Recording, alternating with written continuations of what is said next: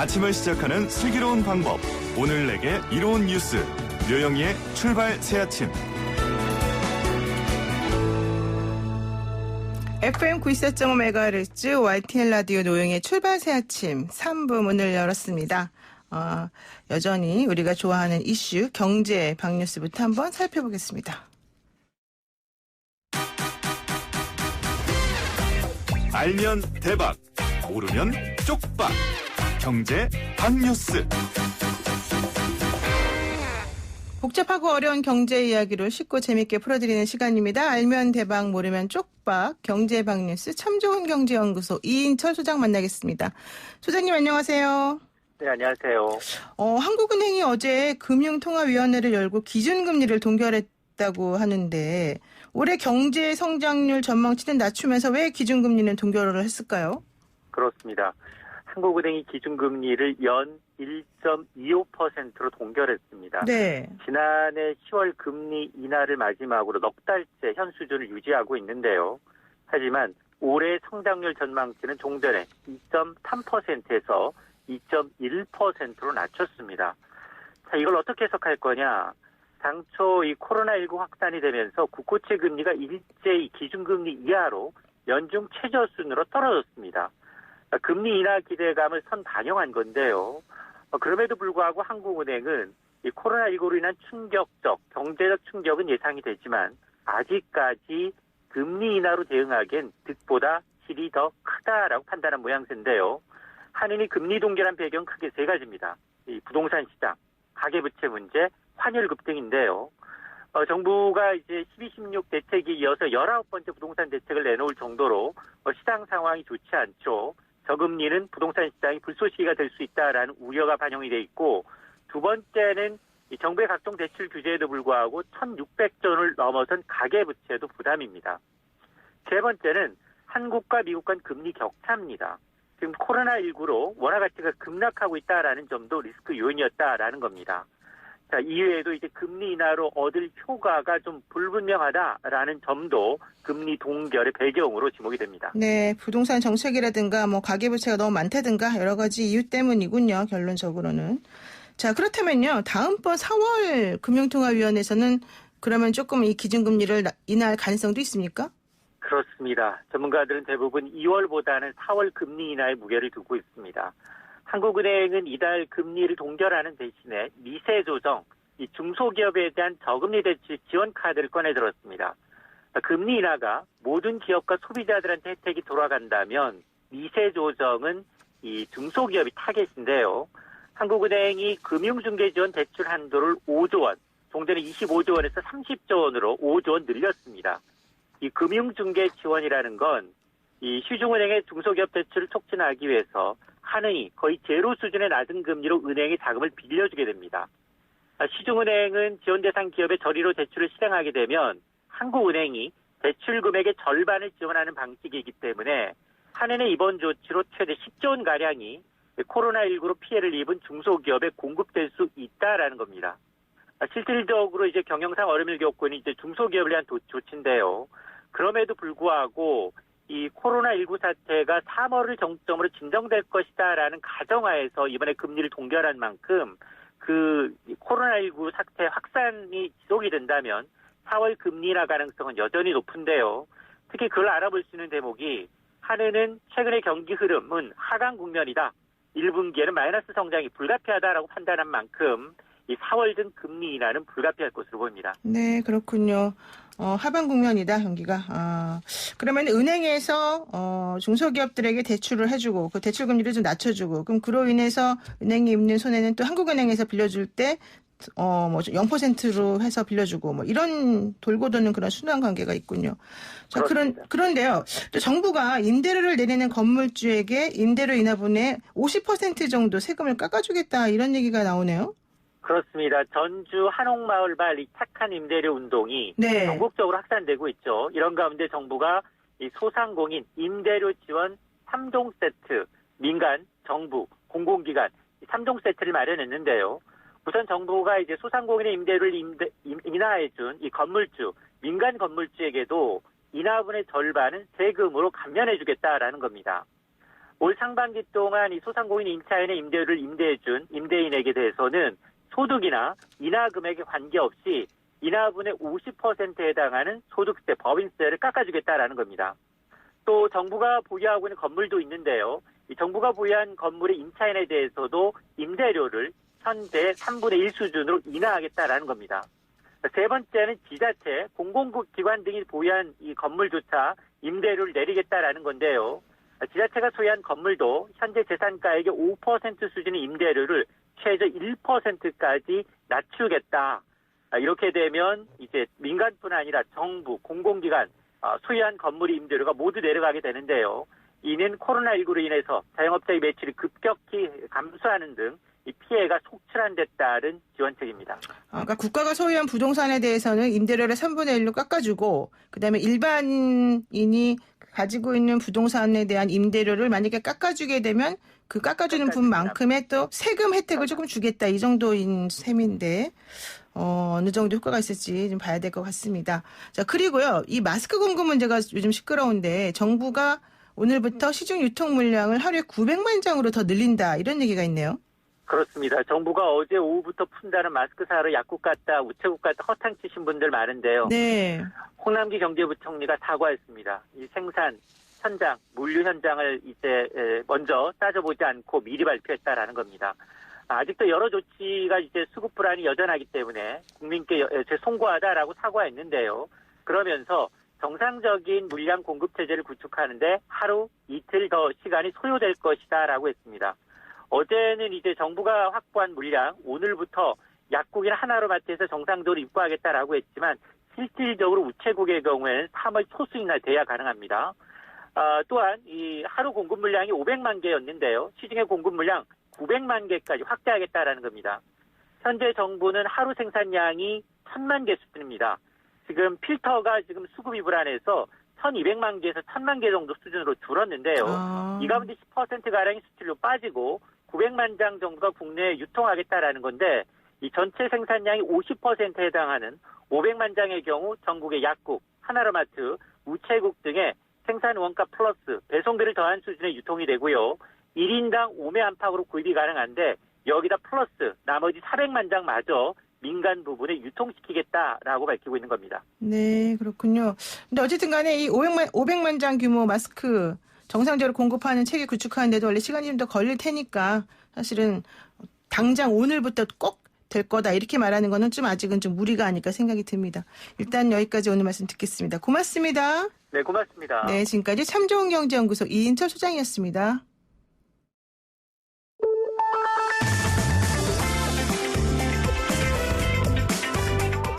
영희와 함께하는 슬기로운 출근길 노영희의 출발 새 아침은 청취자 여러분과 함께 만들어갑니다. 짧은 문자 50원, 긴 문자 100원에 유료 문자 샵 0945, 우물정 0945로 문자 보내주시거나 유튜브 보이는 라디오 댓글창, YTN 라디오 어플리케이션 예스를 통해 여러분의 목소리를 들려주세요. FM 94.5MHz YTN 라디오 노영희의 출발 새 아침 잠시 후 계속됩니다.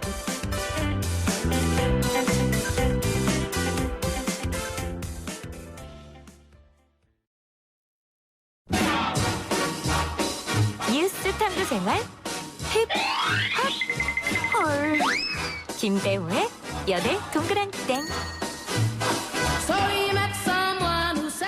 네, YTN 라디오 노영희의 출발 새 아침 뉴스 탐구 생활 연애 동그랑땡 시간인데 원래는 우리 김대우 기자 조금 그 4부 정도에서 만나 뵀었었는데 오늘은 제가 일찍 만나 뵙고 싶어서 좀 모셨습니다. 김대우 연예 전문 기자와 함께하는 연예계 소식. 오늘은 무엇일지 얼른 만나보죠. 안녕하세요. 네, 안녕하세요. 네, 지금 키워드가 이거네요. 재난에 대처하는 연예인들의 자세. 네. 어떻다는 겁니까?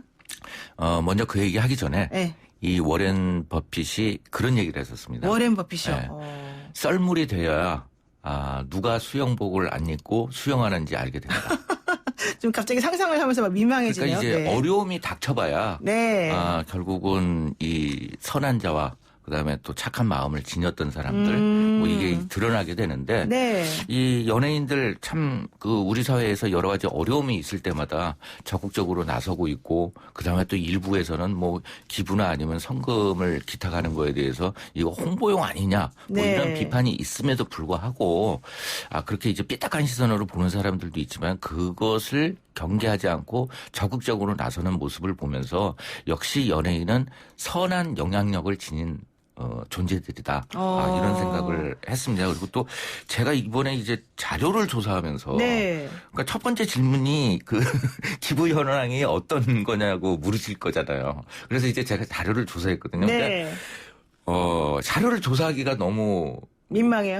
아니요, 너무 많은 거예요. 너무 많아요. 그래서 이 분들을 모두 다 얘기를 해드려야 되는데 또 혹시나 또 이름을 빼면 또 서운해하실 섭섭할까. 분도 있을 것 같고 하지만 또 뭐 이름을 이야기 안 한다고 해서 또 뭐 저한테 전화해가지고 항의하실 분은 별로 없을 것 같고 네네. 이 선한 마음에서 했기 때문에 하는데 네, 좋습니다. 자, 그럼 질문 한번 해볼게요. 네. 연예인 기부 행렬이 이어지고 있는데 참 가슴 따뜻한 소식이죠. 기부 현황이 어떻게 됩니까? 저는 일단 이 기부 현황을 하면서 금액을 빼고서 소개를 해드리려고요. 왜요? 그래도 금액이 중요하지 않아요? 1,000만 원을 내신 분이든 네. 뭐 2억 원까지 기탁을 하신 분도 있는데 네. 뭐 금액이 저는 사실 중요하지는 않다고 봐요. 이렇게 나선다는 거 그리고 네. 또 이제 도움의 손길을 뻗친다는 거 네. 이게 더 중요하지 않나 하는 생각이 그래도 들어요. 2억 원 내신 분 누군지 좀 알려주세요. 네, 김희선 씨입니다. 네, 좋습니다. 자, 다른 분들도 얘기해 주세요. 네. 네, 그 김희선 씨가 이제 그 두 군데에다 지원을 했는데요. 그 굿네이버스하고 서울대학교 병원에 각각 1억 원씩을. 근데 돈이 많으신가? 2억 원이나 했습니다. 내셨어요? 네. 대단하네요. 네, 그 배우 송중기 씨도 1억 원을 전국 제9호협회에 냈고, 네. 그다음에 또 이제 뭐 봉준호 감독 같은 경우, 그다음에 또 송강호 배우 같은 경우에도 1억 원씩 각각 기부를 또 했습니다. 뭐 가수 아이유야 뭐 워낙 거의 뭐 많이 하니까. 이번에도 1억 원 기부를 했고, 또 세상에. 이제 이 정려원 씨, 그다음에 소유진 씨, 방송인 서장훈 씨, 그다음에 또 뭐 이 김연아 씨, 그다음에 대구가 이제 고향인 이승엽 KBO 홍보위원, 물론 이제 야구 선수이긴 합니다만 네. 이분도 기부를 했고, 뭐 빠질 수 없죠. 또 유재석 씨도 1억 원을 기부했고요. 와, 그래, 정말 훌륭하신 분들이 많네요. 네, 박신혜 씨도 5천만 원. 박신혜 씨? 네, 그다음에 또 이제 박서준, 박서준, 안재우, 뭐 네. 이병헌 씨, 손예진 씨, 주지훈 씨, 수지 씨, 신민아 씨, 김우빈 씨, 이시영 씨, 윤세아 씨, 강호동 씨, 그다음에 또 박명수 씨, 뭐 정말 그 많은 분들이 하고 있고 실제적으로 또 이제 알게 모르게 이렇게 또 그 박명수 씨 같은 경우에는 뒤늦게 알려졌지만은 그 실제적으로 이 기부를 받는 곳에서 이제 홍보를 적극적으로 하기 때문에 이게 알려지는 것이지. 네네. 본인들이 이제 그 어떤 연예 홍보 시스템을 작동을 시켜서 나 이렇게 기부했습니다. 이런 방법은 하질 않고 있거든요. 네. 그 안 보이는 곳에서 더 많은 분들이 이 도움을 주고 있습니다. 그러니까 이분들이 이렇게 돈을 주는 것도 참 일차적으로는 매우 중요한데 두 번째로는 그렇게 기부를 한다는 소식이 알려지면 다른 사람도 같이 역시 기부 이 행렬에 동참하게 된다는 게 또 중요한 것 같더라고요. 그러니까요. 저는 그거를 이제 선한 영향력이라고 그렇죠. 보는데 뭐 네. 저랑 이제 입장이 틀리실지 몰라도 이제 연예인에 대해서 저는 이제 공인이라기보다는 사적 이익을 추구하는 유명인이라고 원래 보거든요. 사업하시는 분이라고 그렇죠. 볼 수도 있죠. 이익을 네. 취하셔야 되니까. 하는데 이러한 그 좋은 쪽으로 해서는 영향력을 대단히 발휘하는 이름이 그러니까요. 알려진 사람들이지 않나 하는 생각이 들어요. 그리고 또 뭐 이 범죄나 아니면 나쁜 일로 인해 가지고 또 이에 관해서 또 그 질타를 받고 비판받아도 마땅하지만 네. 이렇게 또 좋은 일을 통해서 하는 거에 대해서 적극적으로 좀 알리고 좀 이거에 대해서 삐딱한 시선으로 보시는 분들이 있는데 이러한 시선은 좀 거두어 주셨으면 하는 바람이 듭니다. 네, 아니 어쨌든 그렇게 신경 써서 어려움이 있을 때마다 본인의 역할이 뭔지 먼저 생각하셔가지고 기부하시고 얼마나 감사합니까? 근데 참 좋은데 이제 그 기부금 받아서 사실 또 제대로 쓰여지느냐? 저는 이 후속도 좀 정부나 이런 기부를 받는 곳에서 좀 제대로 알려주면 참 좋겠다. 그런 생각 해봅니다. 그거에 대해서도 제가 할 말이 많습니다만, 아, 그래요? 할 말이 많습니다만, 네. 연예 소식을 전해드리는 거기 때문에 다음에 하기로 하고요. 네, 알겠습니다. 자, 그런데 이렇게 국가적인 재난이나 이런 이슈가 있을 때마다 연예인 기부인율이 이어지는 거는 뭐 저희는 사실 이제 너무 당연하지 않나 이런 생각을 하게 되는데 네.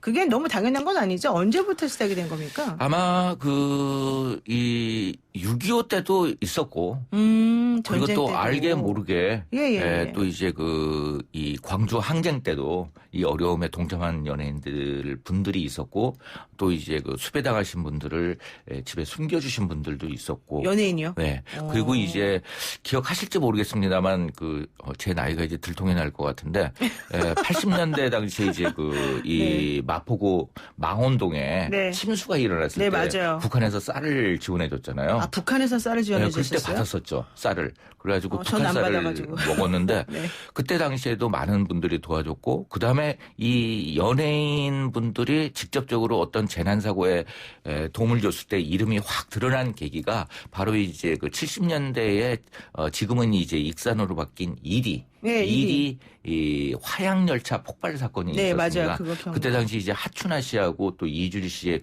남모르는 사연이 공개되면서 화제가 되기도 했는데 그때 당시에도 많은 또 이제 도움을 줬고 뭐 연말에는 항상 불의이웃 돕기 하는데 거기에 대해서도 적극적으로 이제 도움을 주신 분들이 많았습니다. 그렇군요.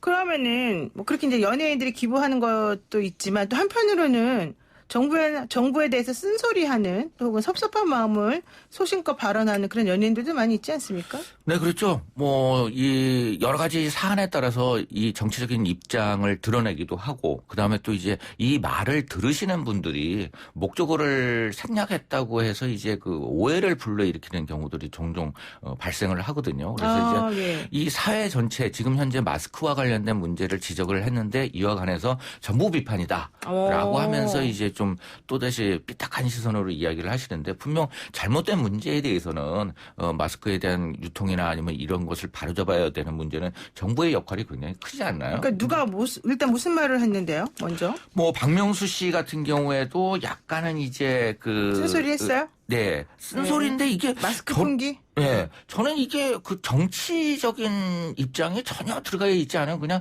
우리 사회의 어떤 반성을 촉구하는 내용이지 않나 하는 생각이 들어요. 그리고 또 이제 가수가 아니죠. 그러니까 그분이 일단 박명수 씨가 한 얘기는 판매 유통하는 분들도 이득을 남겨야 되지만 네. 마스크를 필요로 하는 상황이니까 사재기 하지 마라 뭐 이런 얘기였잖아요. 그렇죠. 그게 왜 그런 말이 왜 논란이 돼요? 글쎄 말입니다.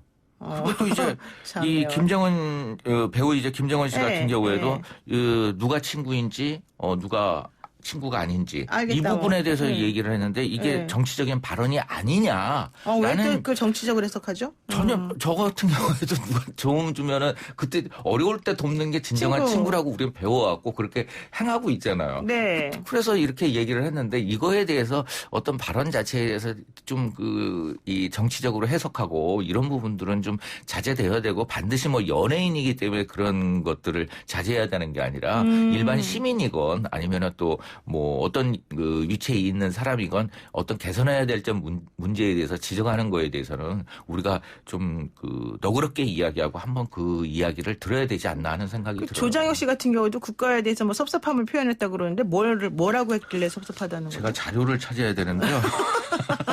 알겠습니다. 자, 그런데 이제 아무래도 이런 이슈가 되는 것도 그분들이 뭐 할 말이 아니라 못할 말에서가 아니라 그 한마디 한마디에 대해서 우리 국민들이 받아들이는 이게 좀 크기 때문이 아닌가 생각이 좀 들긴 해요. 그래요. 과거에도 이제 이 촛불 집회라든가 아니면 효선 미선양 때도 네. 많은 이제 DJ들과 방송인들이 이 발언으로 인해 가지고 논란이 된 적이 있었거든요. 그렇죠. 근데 되돌아보면 네. 그들이 얘기했던 내용들이 정치적이었느냐? 저는 좀 아니라는 생각이 들어요. 뭐 이제 방송 진행을 하다 보면 목적어가 간혹 이제 생략될 경우가 있잖아요. 주어가 생략되기도 하고 네. 그러면서 이제 오해가 불거져서 뭐 방송에서 하차하기도 하고 뭐 그런 일들이 벌어졌는데 저는 뭐 연예인들이 어떤 이 사안에 대해서 구체적으로 딱 집어서 뭐 정치적인 입장을 드러내기 위해서 그런 발언을 했다고는 생각되지 않고 오히려 그냥 소박한 마음에 이런 점들이 개선되어졌으면 한다는 네. 문제 제기 정도로 네. 우리가 이해해 주는 것이 좋지 않을까 하는 조정혁 생각이 씨가 이 얘기했네요. 2월 25일 날 자신 SNS를 통해서 사람이 먼저다라는 말이 아직도 귓전에 맴도는데 이건 그냥 선거 유세 문구였나 봅니다. 국가에 대한 섭섭함이 드는 이 기분 저만 그럽니까? 뭐 이런 얘기를 써서 정부를 비판하는 취지였다. 뭐 이런 얘기 한번 나왔었던 게 있네요. 그렇죠? 그리고요. 또 뭐 김용호 씨 가로세로 연구소에 출연하고 있는 김용호 씨가 가수 조장혁님 응원합니다. 이러면서 또 이게 좀 문제가 됐었군요. 그러니까 서로 진영에 따라서 발언에 대해서 이해하고 그다음에 해석하고 이거를 또 비판하고 이런 게 과연 우리 사회에 도움이 되느냐 하는 생각이 들어요. 그래서 뭐 조정혁 씨 같은 경우에도 이야기하고 싶었던 부분은 결국 이제 마스크와 관련되고 그렇죠. 그러면 이 실제적인 부분에 대한 지적을 하고 싶었던 것이잖아요. 네, 그렇죠. 그 점으로서 이해를 하는 게 옳지. 이거는 내 편이고 그다음에 또 이것은 이 정부를 비판하기 위해서 한 말이다. 이렇게 또 낙인을 갖다 찍는 것도 저는 아니지 않나. 근데 이 의견이 그 조정혁 씨 발언에 대해서 의견이 이렇게 딱 두 가지 갈리는 게 명확합니다. 네. 왜냐하면 한쪽에서는 뭐 신천지 토착 외구 뭐 이런 쪽으로는 왜 생각 안 하고 지금 한 달 넘게 잠도 못 자고 대응하는 우리 질본 직원들 노고는 들여다보지도 않느냐. 공격하려면 나중에 해라. 뭐 이렇게 격앙된 반응을 보이는 분도 계시고 또 한편에서는 합리적으로 생각하면 현재가 정상적인 상태는 아닌 거 아니냐. 이러면서 그 사람 말이 뭐가 잘못됐냐. 또 이제 이런 얘기를 하고 있는 건 거죠. 어쨌든 중요한 거는 각자의 이제 의견들이 있는데 그거를 전부 다 자기 상황에 맞게끔 해석하고 있다. 이제 이런 것들이 좀 요점이 아닐까 생각이 드네요. 네. 그리고요. 이 코로나 사태가 계속되면서 사실은 연예인들도 비상이 걸릴 것 같아요. 공연 같은 거 원래 예정돼 있다가 취소되는 분들도 많잖아요. 뭐 지금 어제도 이제 이 박하엽 씨 매니저를 비롯해가지고 뭐 몇몇 사람들과 이야기를 나눴는데 거의 초토화 되다시피 했습니다. 그래서 그렇죠.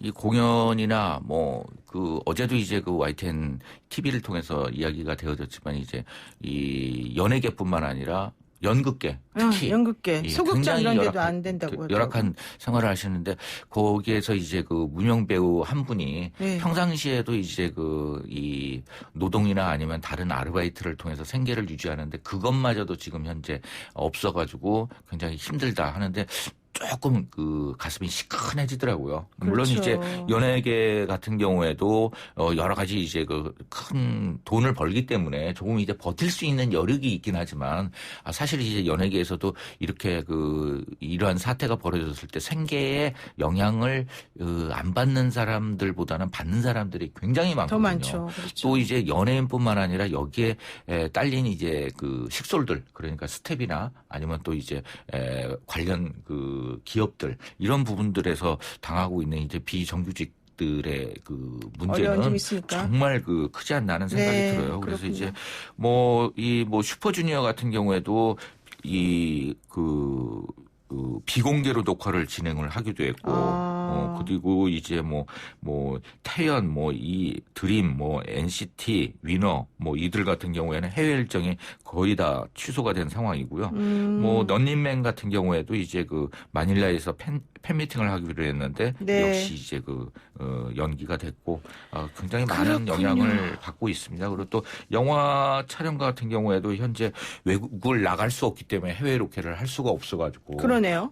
그런 문제도 있고, 그 다음에 또 지금 이제 지방에 내려가가지고 촬영을 한다는 것도 어렵죠. 상당히 여건이 여의치 않아가지고 굉장히 힘든 네. 상황이 이어지고 있습니다. 근데 이제 이렇게 악몽 같은 상황임에도 불구하고 또 기쁜 소식도 하나 있어요. BTS 4집 앨범 내고 반응이 엄청 뜨겁다. 1위다. 이런 얘기 나오던데.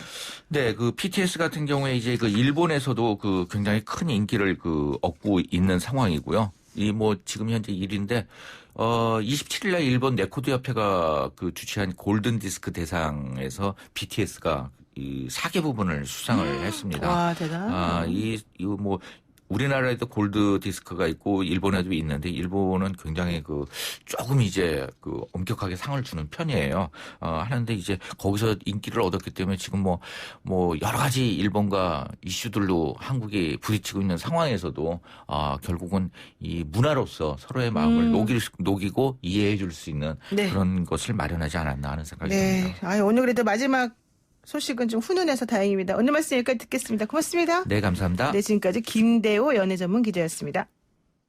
네, 아까 김대호 연예전문 기자가 연예인의 기부금 얘기하면서 아이유가 1억 냈다 이렇게 얘기하니까 우리 또 애청자 여러분께서 아니에요, 2억 냈어요. 여러분들이 얘기해 주셨습니다.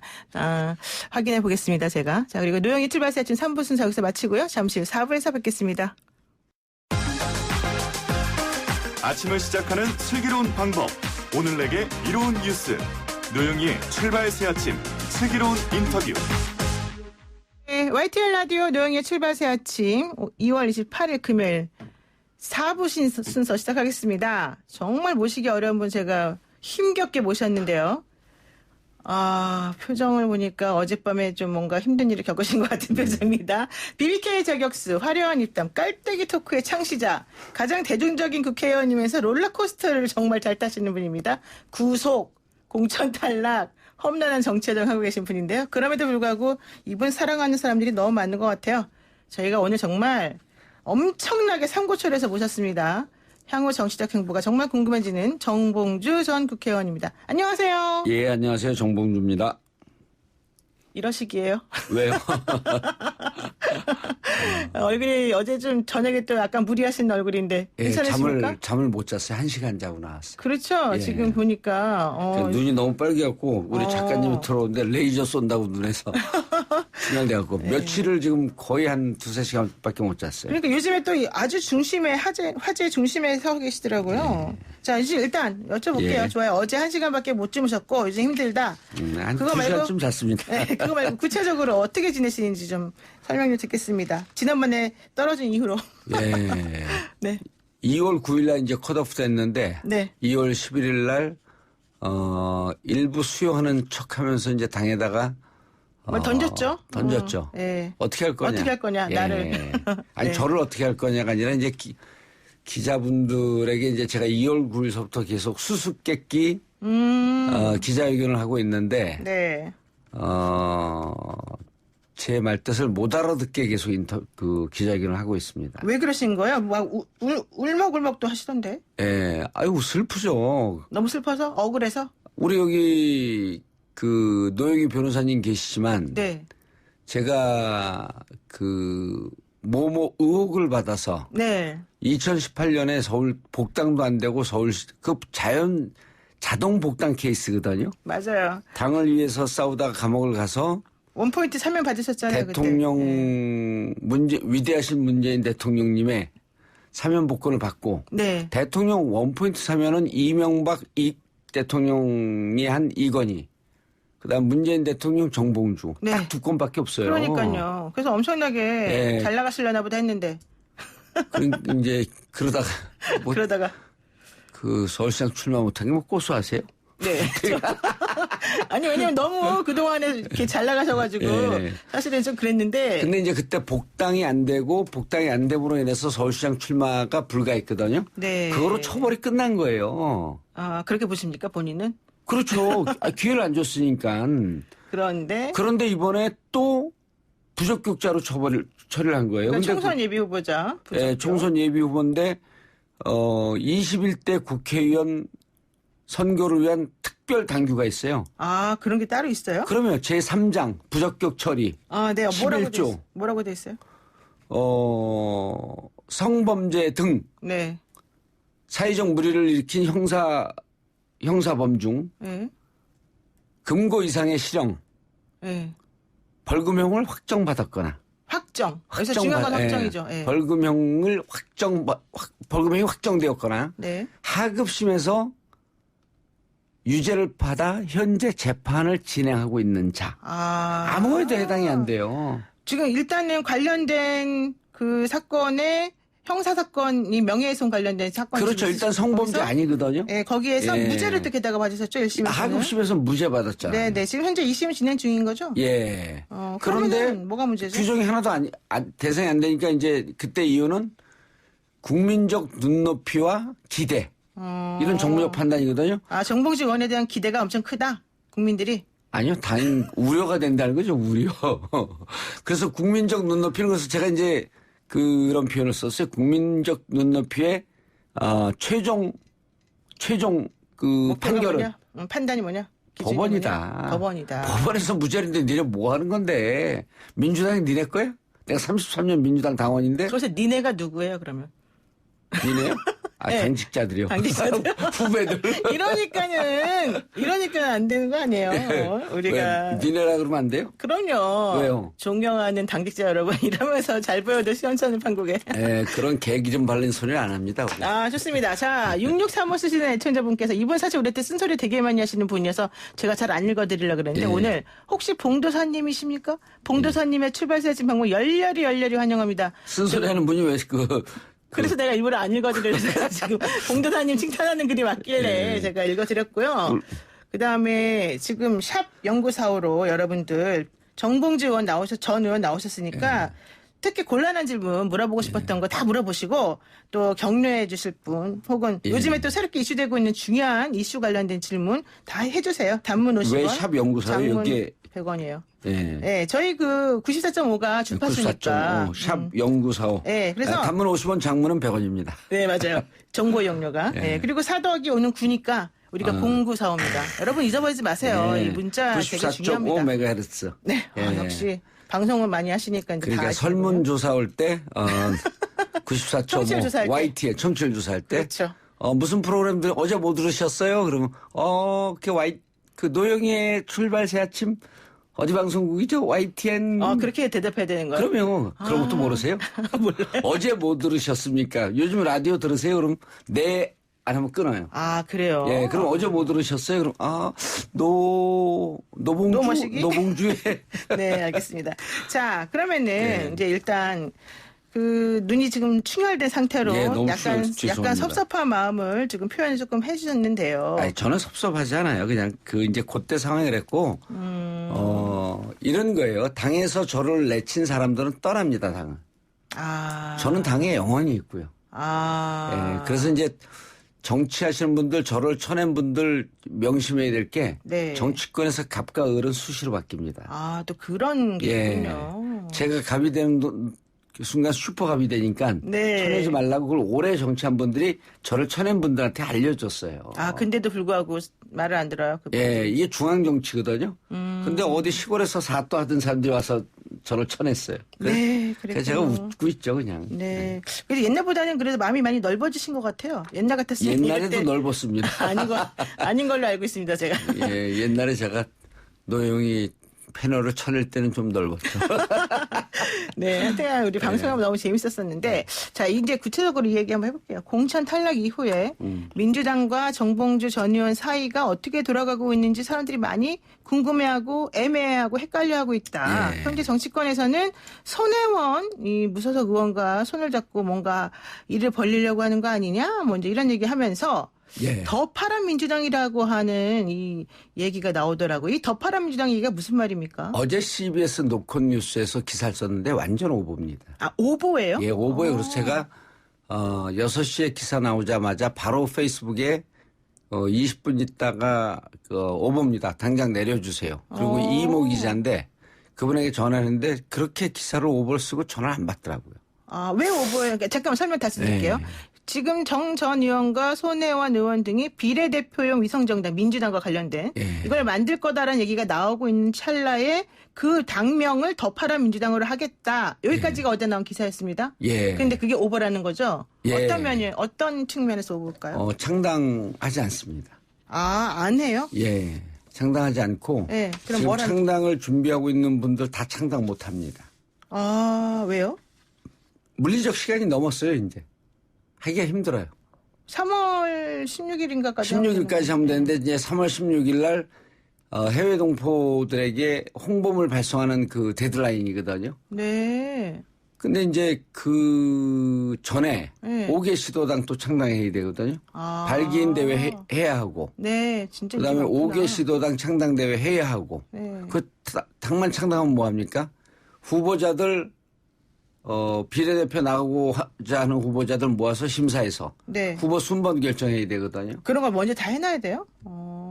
그게 이제 지금 그 진행이 돼야 되는데 그 순번 정할 때 전쟁 나요. 칼불이 나는 거거든요, 그게. 그럼 그게 또 이제 지난번에 선관위에서 네.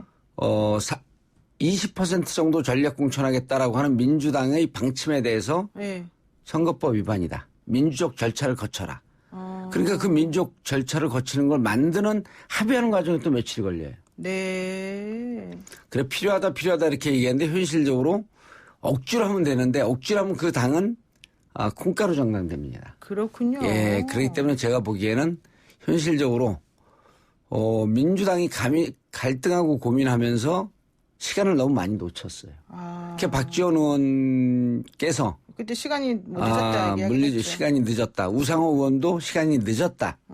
이 얘기가 맞습니다. 그래요. 예. 6894 쓰시는 분께서 더 파랑보다 더 푸른 민주당이 낫지 않나요? 비례당 예. 적극 지지하고 비례로 나오세요. 뭐 이렇게 했는데 결국 이분한테도 죄송하게 돼버렸네요. 아니라고 예. 하시니까. 저는 이번에 이제 당에서 부적격자로 쳐낼 때 네. 더 큰 화를 피하게 해준 신의 뜻이라고 생각 받아들였어요. 더 큰 화는 뭡니까 그러면? 모르죠, 그건. 저는 모르죠. 제가 지금 3차원 세계 살고 있는데 한 6차원쯤에서는 보이죠, 그게. 인터스텔라에서는 보이는데 네. 보운주 스텔라에서는 안 보입니다. 지금 뭔가 많이 꼬이셨네요. 얘기를 들어보니까. 지금 이거 정당 창당 못해요. 그래요? 예, 꿈꾸고 있는 거예요. 그러면 뭐 시민 비례당인가 비례 시민당인가 뭐 이런 거 있잖아요. 지금 현재 얘기되는. 끼어있는 시민연대가 네. 거의 창당을 마쳤는데 네. 그분들이 호기 좋게 1월 28일서부터 이제 그 준비를 했어요. 네. 근데 거기 사람들이 안 모입니다. 그래요? 지금 뭐 여러 단체들이 모였다고 하던데. 그게 아니에요? 여러 단체들이 모이지 않고 여러 사람들이 모였죠. 그 뭐 지역의 지구당 창당까지 준비를 하고 그랬는데. 네. 그분들도 그렇게 창당하면 뭐합니까? 그 현역 정치인들이 붙어줘야죠. 그렇죠. 의원들이 가야지 또 앞에 가야죠. 번호가 앞으로 가고 이런. 그렇죠. 거죠. 이제 그런 것도 있고 거기가 집이 아닌 것 같다라고 하는 이유 때문에 정치 예비 정치생들 네. 그분들이 안 가요. 그게 힘이 안 붙는 거죠. 그러면은 이제 민주당은 비례 의석 받는 것에 대해서는 포기한 겁니까? 누가 손을 잡겠죠. 누가 손을 잡는데 누가 손을 잡기에는 밖에 있는 세력들이 너무 민주당에서 보기에는 이분들이 정치하기에는 너무 아닌데. 그 누가 손을 잡지? 그러면서 지금 한 3주를 까먹었어요, 민주당도. 예. 그리고 그러면은 방법이 밖에 없네요. 있는 원로분들한테 창당을 해라. 네. 근데 그 원로분들이 너무 올드해요. 원로분들이 올드해요. 예. 그런 데다가도 안 하겠다 그랬어요, 다. 그 원로분이 누군데요? 그건 제가 얘기할 수 없죠. 그럼 민주당에 물어봐야죠. 예? 아니 제가 모르니까 어쨌든 원로분들이 과거에 이제 70년대 민주화운동하고 80년대 했던 분들인데 요즘 젊은 세대들이 보기에 누구지? 심지어는 20대, 30대 기자들이 그분 누구예요? 네. 내가 말씀을 드리면 그분이 누구죠? 이럴 정도로 이제 민주당이 약간 올드 패션인 분들에게 제안을 했었어요. 원래 알고 있어요. 아니 잠깐 민주당은 원래 비례 위성정당 안 맞는다 그래놓고 또 뒤로는 그렇게 올드하신 분들한테 공식적으로 하는 게 부탁했다는 아니라 거예요? 민주당에서 이제 우려하는 분들이 있잖아요. 예를 들어 그 송영길 의원도 얼마 전에 얘기했고 그러니까 당의 공식 입장은 아니고 공식 입장은 아니고 해야 된다. 그리고 안 그러면 힘들겠다 우리가 일당 본인이 되기가. 스스로 당이라고 생각하는 이 정치인들은 이제 그런 망상에 많이 빠져 있거든요.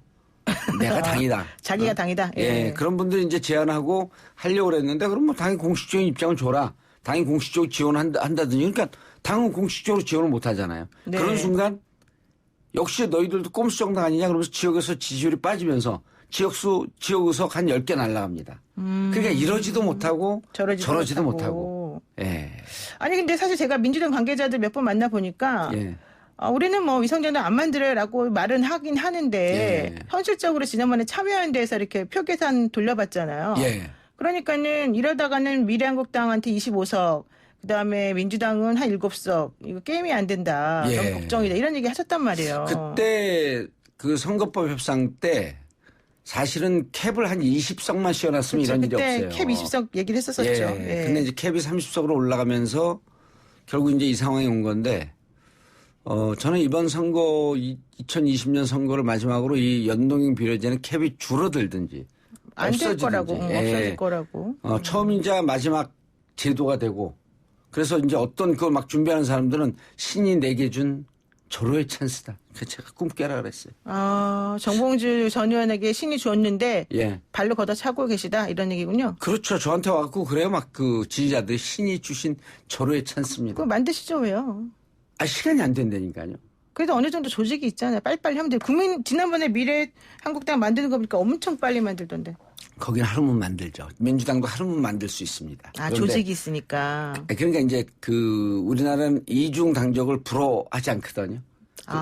그래요? 그렇잖아요. 어제 이중 국적자들도 있는데. 네네. 그래서 이중 당적을 불허하지 않는데 그러면 이제 민주당 당원들이 이렇게 들어가야 되거든요. 네. 그러다가 기자들이 알아봐요. 그러면 또 윤건영이 완전히 꿈을 쓰다 거짓말이다 쉽지 이러겠죠. 않습니다. 그런데 윤건영 전 청와대 국정상황실장하고 이준석 미래통합당 최고위원이 정봉주 전 의원 분명히 만든다 이렇게 말했단 말이에요. 이준석 최고위원이 만들어갖고 제가 전화했어요. 준석아, 형아 그거 안 만든다. 그랬더니 뭐래요? 알겠습니다. 그게 끝이에요? 너나 지역에서 열심히 싸워라. 열심히 싸워서 이기지는 마라. 미래통합당이니까. 왜 이렇게 악담을 하십니까? 이 자라나는 청년에게. 그리고 또 이것도 있더라고요.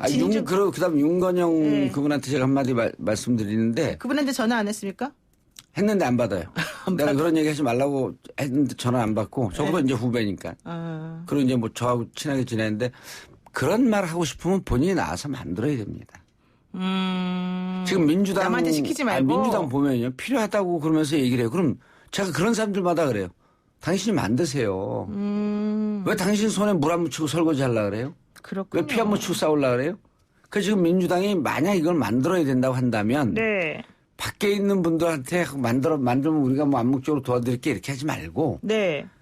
그 비겁하잖아요. 민주당에서 필요하다 그러면서 의원들 탈당해갖고 비례 말고 현역 의원들 탈당해갖고 만드시면 됩니다. 그럼 만들고 난 다음에 지금 떨어진 분들이 있잖아요. 네. 경선에서 떨어진 분들 뭐 줄줄이 떨어져요. 뭐 이석현, 이종걸 뭐 이렇게 쭉쭉 떨어져요. 떨어진 분들 여기서 실명 거명하면 기분 나쁘겠지만. 실명 다 거명했잖아요 벌써. 이석현, 이종걸. 더 하려고 그러다가 그 사람들은 좀 한승질하는 분들이라고 이제 더 이상 안 했는데. 유승희. 그분들이 이 당에 가서 순번받지 않겠다 그러면서 난 지금까지 당으로부터 많은 혜택을 받았으니 우리 당이 하지 못하는. 네. 그러나 꼭 해야 할. 네. 이 일을 하겠다 그러면서 거기에 입당을 해줘야 돼요.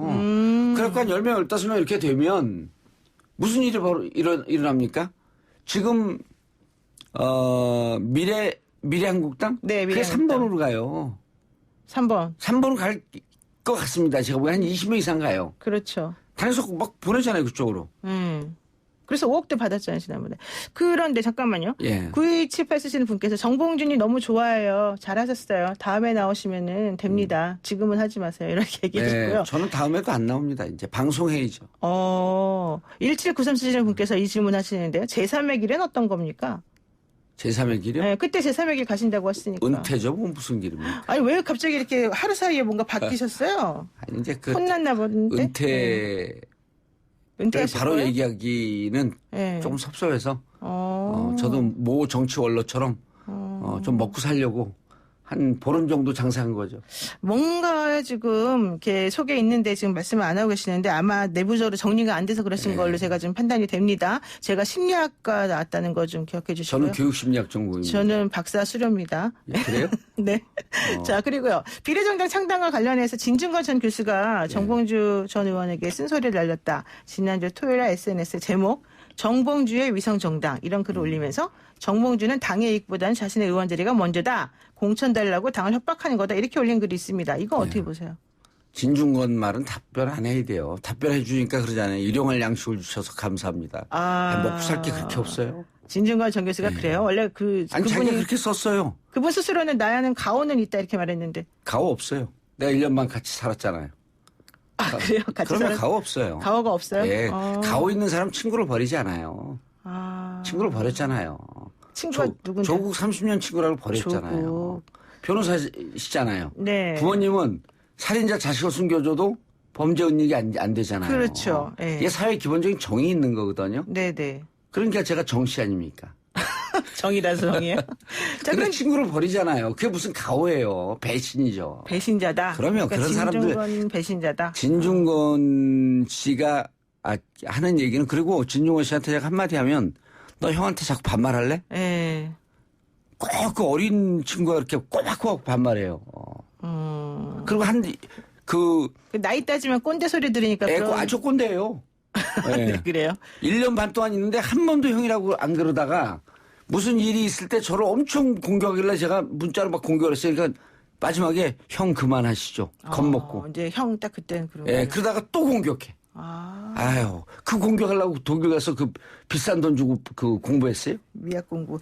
지금 가오라는 말 아까 제가 썼는데 그건 제가 한 말이 아니라 그 진정 교수가 본인 SNS에 인용한 겁니다. 예, 인용하신 거죠. 그리고 그 진정 교수랑 방송 출연 함께 하셨잖아요. 예. 그때 되게 친하게 지내시는 걸로 알고 있었는데. 아니요, 우린 방송 녹화하면 매번 회식을 했거든요. 네. 진종원 씨는 그냥 가요. 원래 회식을 안 좋아하시나 보죠? Non-sociable person. 그게 사교적이지가 않아요? 아니, 그러니까 사회에서 살 수 없는 사람이에요. 그러니까 혼자 골방에서 혼자 맨날 키보드하고 싸우지. 그렇군요. 네. 지금 이 얘기하네요. 6894님께서 정봉주 봉도사님 이번 선거 참패 예상하기 때문에 안 하시는 건가요? 이런 얘기 하는데요. 저는 그렇게 비겁하게 살지 않습니다. 그러면요? 해야 할 일이면 참패라도 들어갑니다. 그런데도 불구하고 안 하는 당에서 하지 말라고 그러는데 하지 말아야죠. 당에서 하지 말라 그러니까 안 하는 거다. 아니 그 부적격자로 판정을 내렸잖아요. 저는 강서갑에 가서 묻고자 했는데 물을 기회도 주지 않고. 왜 강서갑을 특히 콕 찍어서 얘기하신 거였어요 그때? 당원들에게 묻고 싶었어요. 이렇게 존재하지도 않는 중도 확산이라고 하는 그런 주장을 한 사람이 옳은지, 저처럼 정체성 분명한 사람이 민주당에 있어야 하는지 묻고 싶었던 거죠. 금태섭 의원에게 지금 하는 말이었던 거죠? 그렇죠. 아마 이제 조금 지나면 금태섭 전 의원이 되지 않을까. 오늘 센 발언을 막 왔다 갔다 하시면서 말씀하시는데, 그러면 이번 총선 때 아무것도 안 하시고 은퇴하셔요? 이제 방송만 하시고? 방송도 안 불러줘요. 뭘 안 불러줘요. 진짜. 방송 진행을 해야 되는데 패널로만 불러요. 패널은 내가 오늘 처음이자 마지막이다. 이제 안 나간다. 어머. 자, 이러면 안 되는데. 네. 자, 그래도 일단 정봉주 봉도사를 지지하는 분들에게 얘기 좀 해주세요. 이번 당을 만들겠다고 하는 분도 있으면 제가 도와줄 텐데 시간이 별로 없어요. 근데 사실 제가 듣기로는 시간 얘기라기보다도 손혜원 의원하고 이게 뭐가 안 맞아가지고 지금 이게 깨졌다 이 소리 들었는데 왜 또 정확하게 안 말씀하세요? 아니, 저는 기본적으로 정치는 용광로여야 된다고 생각을 해요. 용광로요? 근데 이제 그분이 자기 방송에서 하면서 누구 안 된다. 정치는 마이너스 이렇게 쳐내면 못 합니다. 그러니까 그거는 커뮤니티고 정치는 기본적으로 많은 사람들이 무리 아니에요, 무리. 네네. 그러니까 조금 차이가 있는 것은 그냥 있고 공통점을 찾아내는 게 정치거든요. 조금 차이 나는 건 그냥 일단 그러면 누가 안 된다가 아니라 누구는 이럼에도 불구하고 된다 이래야지 정치가 되는 거예요. 그런데 손 의원은 그게 아니더라. 아니 그분이 그렇게 얘기했는데 저는 그분이 설사 그렇게 해갖고 제가 안 된다고 할지라도 제가 할 거면 가갖고 같이 하시죠. 제가 모든 거 다 내려놓고 할 테니 같이 하시죠. 이러죠. 그럼 그렇게 하는 게 정치고요. 근데 솔직히 정봉주 전 의원 같은 경우에는 옛날에 BBK 사건 때 너무 엄청나게 열심히 잘 싸우신 분이기도 한데 아깝게 정말 사실은 그때 당시에 명예훼손 이런 걸로 그때 들어가신 거잖아요. 근데 나중에 알고 보니 이게 다 사실로 드러났잖아요. 명예훼손이 아니었던 것으로 사실은. 그렇죠. 그러면은 너무 억울하신 부분이 있는 거고 그렇기 때문에 아까운 자원이다. 그리고 되게 전투력이 좋다. 누가 정봉주만큼 싸우겠느냐. 이 얘기 많이 했단 말이에요. 전투력은 만렙이죠. 그래가지고 그때 교도소에 계실 때도 막 엄청나게 몸을 바꾸시면서 내가 나가면 끝내주게 한번 싸워보겠다 이랬잖아요. 근데 왜 이렇게 약한 모습을 보이십니까? 약한 게 아니라 이제 좀 운명을 피해가지 않은 거죠. 그렇군요. 이게 부딪혀도 안 되는 게 있더라고요. 그러면 제가 봤을 때는 좀 여러 가지 측면에서 오늘 뭔가 좀 지난번의 모습과는 많이 다른. 오늘 10시 반에 기자회견합니다. 무엇에 대해서 하실 겁니까? 그러니까 이제 뭐 제 심정을 다 밝히고 이제 저는 위성정당이라고 하는데 인공위성을 타고 지구를 떠나겠다. 저는 위성정당 이런 거 안 만들어요. 그러니까 민주당이 저를 쳐냈는데 민주당의 꼼수를 도와주기 위한 위성정당을 만든다? 정당을 만들면 제가 본진이죠. 위성정당의 그러면 위성정 그리고 정당을 만들어서 그걸 위성정당이라고 하는 순간 그 정당은 죽어요. 왜 자꾸만 민주당 위성정당 아니 제가 이제 기자들한테도 그런데 원내대표가 그런 얘기를 했잖아요. 의병이 일어나는 것을 의병은요 대한제국이 몰락했을 때 일어났습니다. 승병은요 조선의 선조왕이 국민들 버리고 도망갔을 때 승병이 자발적으로 일어난 겁니다. 승병이나 의병의 전제는 본진의 괴멸이에요. 아, 본진이 괴멸했기 때문에 본인이 의병이 일어난 겁니다. 왜 자꾸만 의병이란 말을 쓰는 것 자체가 우리 이번 선거에 자신 없어요? 이거 얘기한 거 아니에요? 무척 위험한 얘기를 한 거예요. 그럼 우리는 잘 싸울 자신 없으니 의병이 나와서 싸워주세요? 그 의병은 일제 36년 동안 계속 싸웠잖아요. 네. 근데 그걸 본진은 안 싸웠잖아요. 본진 대한제국 멸망하지 않았습니까? 네. 그러니까 당에서 그런 얘기 하면 안 되죠. 예를 들었고 정말 아까도 얘기했지만 정말 이 비례정당이 필요하다고 하면 몇몇 나와서 만들든지 아니면 밖에서 만드는 사람을 정말 선의의 마음으로 도와주든지. 박수를 쳐든지 의병? 아니 본인들은 손에 피를 안 묻히고 그 본인들은 괴멸을 전제로 보세요. 그 한 지도부 중에 한 사람이 야당에 총선에서 이기면 문재인 대통령 탄핵하겠다 그랬잖아요. 네. 그거 갖고 신재선 원내대표가 그랬죠. 그거 갖고 싸운 민주당 의원이 누가 있습니까? 예? 조용히 그 자기 지역에서 골목 돌아다니면서 뒷주머니에 숟가락 꽂고 동네에서 밥얻어 먹으면서 선거운동하면 나는 당선되겠다. 나는 당선되겠다라고 하는 조용한 선거는 필패입니다. 민주당 누가 싸워요? 아이고 황교안 대표가 80년대 그 무슨 사태? 광주 항쟁입니다. 네. 그런 역사 인식이 없는 사람이 한 공당의 대표가 되는데 아무도 뭐라고 안 그러잖아요. 지금 민주당이 상당히 잘못하고 있네요. 잘못하고 있죠. 조용한 선거 어디 있습니까? 세상 전지에. 네. 정봉주 들어오면 선거 시끄러워진다. 김남국 들어오면 선거 시끄러워진다. 이러고 쳐내요. 그럼 금태섭 뉘에 조용한 선거 한번 치러보라 그러세요. 김남국 변호사를 강서 쪽으로 민 게 정봉주 전 의원이다 이런 소리도 있던데. 팩트 정확하게 체크하면 아닙니다. 그것도 아니에요? 본인이 가겠다 하고 나중에 전화가 와서 미리 말씀 못 드려서 죄송합니다. 그런데 본인이 거길 전에 생각하고 있다가 내 이름 나오니까 발을 뺐다는 거예요. 먼저. 그래서 어쨌든 이제 저는 민주당의 이런 스탠스가 마음에 안 듭니다. 마음에 안 들고. 예, 중도 한번 잡아보라 그러세요. 그렇지만 중도뿐만 아니라 전투력을 갖고 선명한 정체성을 갖고 싸우는 사람도 있어야죠. 정봉주 쳐내는 순간 그 선거 안 하겠다는 거예요. 그리고 전 결과를 기다려보려고 그래요. 그러면은 지금 그리고 밖에서 정봉주 나서서 뭐 위성정당 만들어라?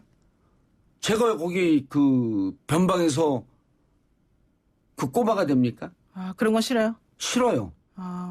그러면은 이거 하나 여쭤볼게요. 지금 중도 얘기도 하셨고 나는 변방에서 살기 싫다 그랬으니까 안철수 전 대표 같은 경우는 어떻습니까? 국민의당 지금 관련해가지고. 아직 안 없어졌어요? 그 자기 식구들 다 나간 거라고 했는데. 오늘 여기까지 하겠습니다. 고맙습니다. 예, 감사합니다. 지금까지 정봉주 전 의원이었습니다. 노영희의 출발새 아침 오늘 순서 여기서 마칩니다. 저는 다음 주 월요일 아침 7시에 변함없이 슬기로운 상식적인 모습으로 돌아오겠습니다. 고맙습니다.